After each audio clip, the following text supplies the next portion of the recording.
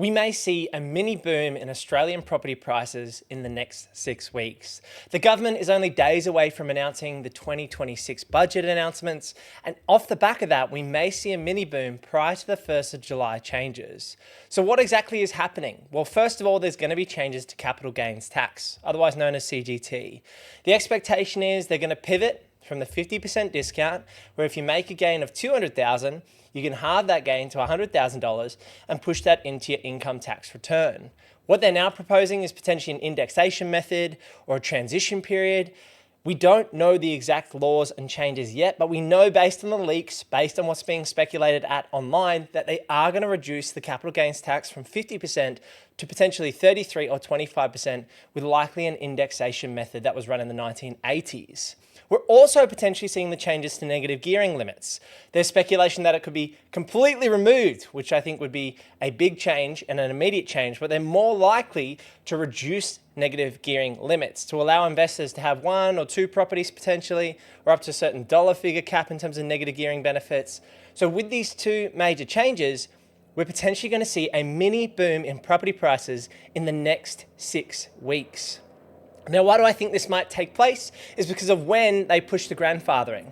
So if we assume that they announce these changes in the next few days and we have a 1st of July cutover date, that might mean that we're going to see a mini boom in property prices where people are trying to get in and buy based on grandfathering laws. Now, this is under the assumption that things are going to be grandfathered. So if you buy a property prior to the 1st of July 2026, for example, that you'll be able to claim a 50% discount for a period of time. Or you may be able to claim negative gearing, full negative gearing benefits on your property before the change of a date. Now, the budget announcement is the 12th of May. So that leaves roughly, say, a 6-week window for those who are cashed up and had chats with their mortgage broker to go out and buy property in Queensland, in Victoria, in Sydney, anywhere across Australia to take advantage and set yourself up well based on these tax changes. Now, I personally don't invest in property based on tax outcomes, but you do need to assess this because you're looking and running your property portfolio as a business. So when I do run my personal numbers, I do calculate the benefits of CGT. I do calculate the tax benefits of negative gearing where it applies, but these are tax outcomes, not decision outcomes as to why you should be buying property.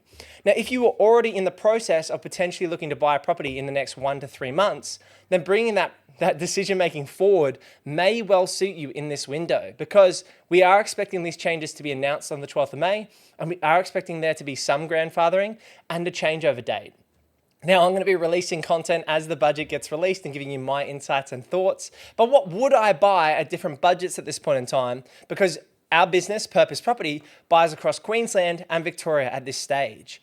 Now, if I had a lower budget, somewhere between $500,000 to $750,000, I'd be looking to buy in Victoria, and largely regional Victoria. So Bendigo, Ballarat, and in my personal preference would be Geelong.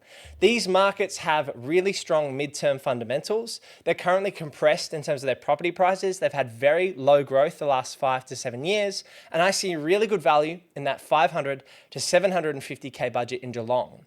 Then when we step up to 750,000 into the $1 million range, I would be buying in Ipswich in Brisbane. That's probably my favorite location at this point to buy in that 750 to $1 million.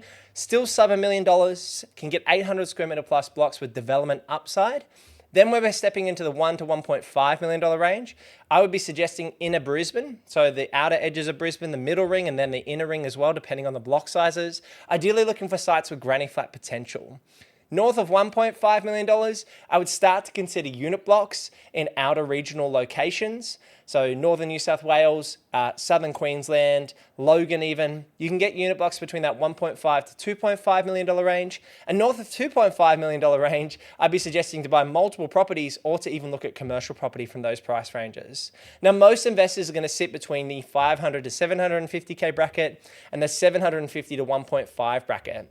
And in those 2 or 3 brackets, you kind of have 2 to 3 clear options, in my opinion, as a professional buyer's agent as what you would buy. Geelong or regional Victoria in the cheapest bracket, Ipswich or Logan in the middle price bracket, and 1 to 1.5, I'd be looking middle and inner ring of Brisbane or any of the other major cities where you see value, and looking for that granny flat potential to boost the yield, because you're going to get a really strong yield return on a granny flat in an inner city location.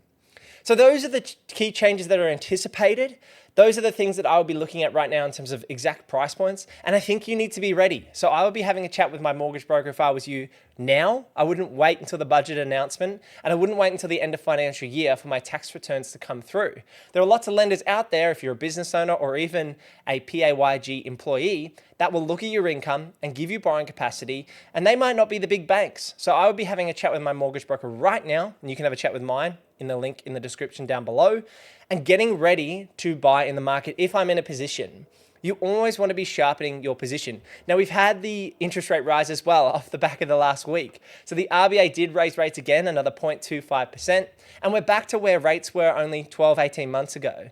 And so in this economy where rates are going up and the government's going to announce a budget and we've got high immigration and we've got big government spending, I think money will continue to flow into asset prices. And this is why I'm saying we could have this mini boom period over the next 6 weeks between May 12th and the 1st of July 2026. I'd love to hear your thoughts in the comments below. Do you think we're up for a mini boom as people rush back in? I mean, we already saw a mini boom off the back of the 5% deposit scheme in October 2025. So based on the budget announcements, I wouldn't be surprised if we saw another mini boom period and then things settle down after the end of the financial year. Leave your thoughts in the comments down below and click this video here for more things real estate, renovating, and financial freedom. I'll see you in the next one. Peace.